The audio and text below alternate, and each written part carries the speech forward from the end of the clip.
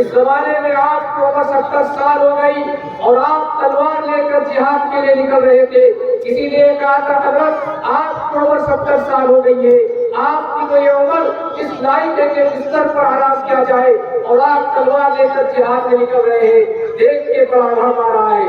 حضرت مجاہدوں نے جواب دیتے ہوئے یہ کہا تھا کہ یاد رکھنا, جب تک تمہارے ہاتھ میں قرآن پاک ہوگا اور تمہارے پیر جب تک گھوڑے کے رکاب پر پڑیں گے, اس وقت تک دنیا کی کوئی طاقت تمہیں ذلیل نہیں کر سکتی ہے.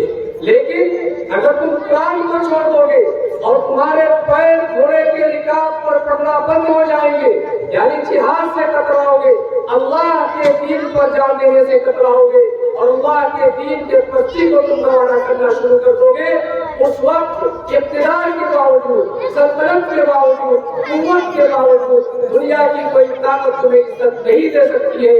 اس لیے کہ عزت اور ذلت کا پیمانہ اللہ کے راستے قدرت میں ہے. قل اللہم مالک الملک تؤتی الملک من تشاء وتنزع الملک ممن تشاء وتعز من تشاء وتذل من تشاء. عزت اور